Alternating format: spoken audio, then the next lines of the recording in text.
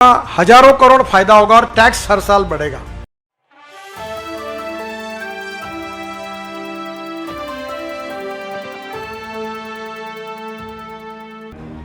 तो मुझे लगता है कि अब इस बार इन सब टेक्निकल लोगों की एडवाइजरी स्टीयरिंग कमेटी अपॉइंट करके जो कमिश्नर साहब को पूरी तरह मार्गदर्शन करेगी ताकि टेक्निकली कहीं कॉम्प्रोमाइज़ नहीं होगा और नागपुर में नाग नदी के साथ बाकी भी नदियों का काम आगे करने की कोशिश करेंगे।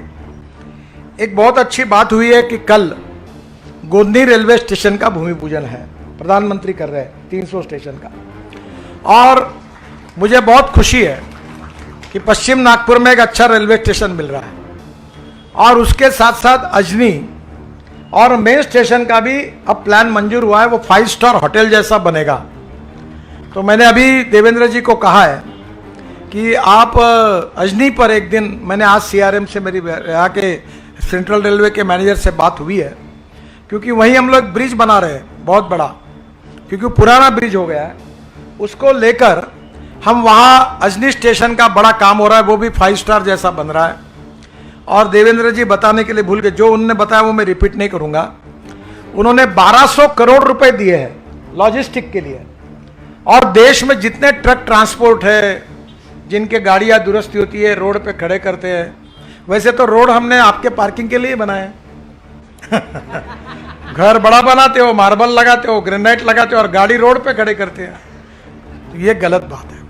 तो अभी ये पूरे ट्रक और बसेस, इसके लिए जो लॉजिस्टिक पार्क की जगह कलेक्टर साहब ने आइडेंटिफाई की है, देवेंद्र जी को प्रेजेंटेशन देने वाले, तो ये लॉजिस्टिक पार्क भी होगा। और इसके साथ साथ सबसे इम्पॉर्टेंट चीज़ है कि हमारे शहर में अभी भी सब्जी मार्केट, मटन मार्केट, मच्छी मार्केट की जगह अच्छी नहीं है, हॉकर्स के लिए जगह नहीं है, फूड पार्क के लिए। अभी मैं 11 मंजिली बिल्डिंग वो तेलंगखेड़ी के बाजू में, फुटाला के बाजू में बना रहा हूँ। एक समय 12 से 15 हजार लोग वहाँ जाकर होटल में, रेस्टोरेंट में खा सकते हैं, ऐसी बना रहा हूँ, क्योंकि लोग रोड पर ना खाए और उसी पैसे में। तो मेरा आपसे अनुरोध है कि महानगर पालिका के आयुक्त जी को बहुत लंदन स्ट्रीट के कारण बहुत पैसा मिल रहा है। मुझे बहुत खुशी है कि 2.5 करोड़ में हमने वो जगह मिलाई थी भारत सरकार से, और उसके ऊपर 5000 करोड़ का प्रोजेक्ट हो रहा है, और महानगर पालिका को 2000 करोड़ रुपए मिल रहा है। अभी तक 3 पैकेज में 250-300 करोड़ मिल गए।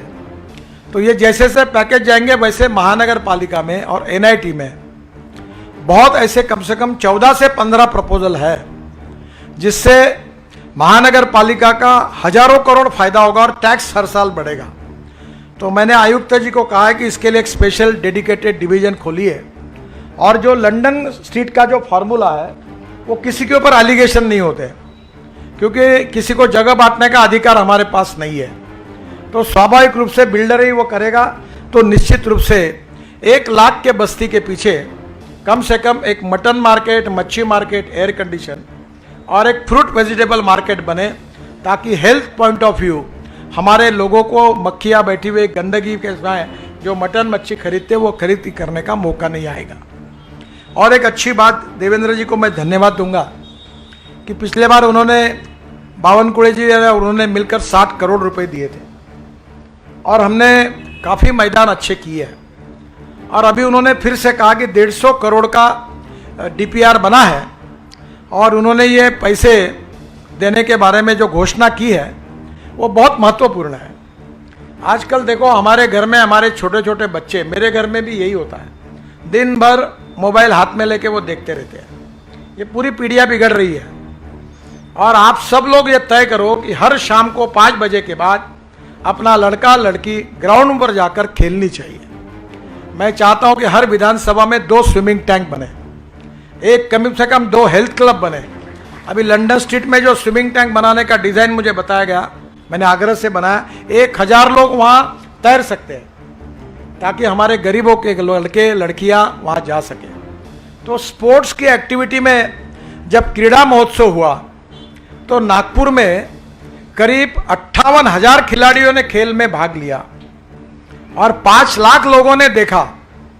ये संदीप जोशी कन्वेनर थे। इतने बड़े प्रमाण पर हमारे लोगों ने अच्छा काम किया कि मेरा विश्वास है कि नागपुर के खिलाड़ी अब इंटरनेशनल लेवल पर जाएंगे। हमने सांस्कृतिक महोत्सव किया, देश के बड़े बड़े आर्टिस्ट थे उनको लाया और इतना रिस्पांस मिला, 40-40, 50-50 लोग 17 दिन कार्यक्रम को आते रहे। तो मुझे निश्चित रूप से विश्वास है कि इस बातों को भी हम पूरी करेंगे। एक सबसे आखिरी में महत्वपूर्ण बात है, वो है मिहान की। और आपको पता अगर खुशी होगी कि नेताओं को जनरली चिंता होती है कि अपने बेटों को रोजगार कैसे मिले। आधे नेता तो इसी में ही है, मेरे पति बोलता है पत्नी को टिकट दो, नहीं तो ड्राइवर को दो, नहीं तो चमचे को दो, इसके सिवा चौथा नाम है